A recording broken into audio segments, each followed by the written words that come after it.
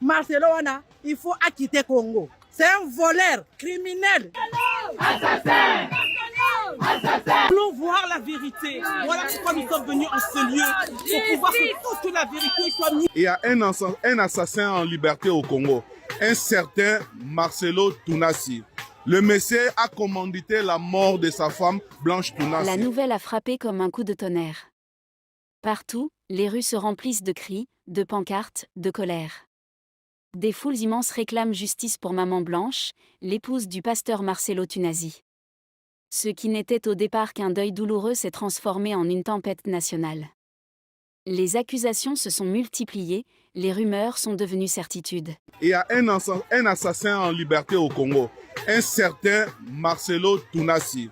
Le Messie a commandité la mort de sa femme Blanche Tounassi. Et puis, l'impensable est arrivé. Ce matin, en plein culte, devant des milliers de fidèles venus l'écouter, les forces de l'ordre ont fait irruption dans son église.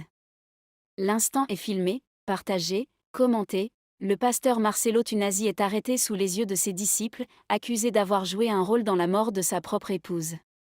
L'indignation est générale. Dans les rues de Kinshasa, d'Abidjan, de Douala et jusqu'à Bruxelles, les manifestants scandent le même mot d'ordre, justice pour Blanche.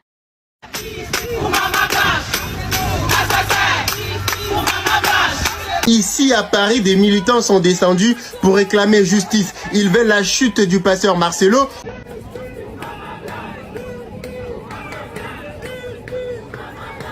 Lorsqu'il s'agit de la cause noire, je suis là.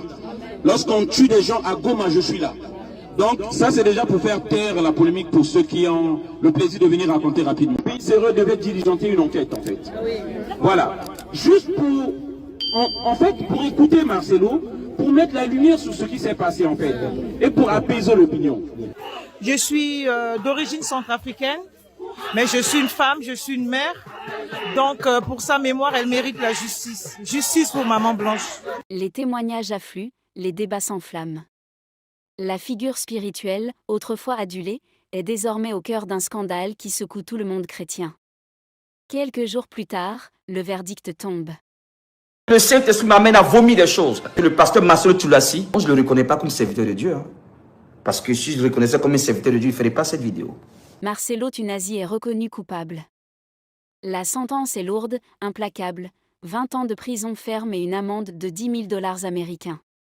Le choc est total. Comment un homme qui prêchait la foi et l'espérance a-t-il pu finir dans les ténèbres d'un procès retentissant? Ses partisans crient au complot. Ses opposants parlent enfin de vérité dévoilée.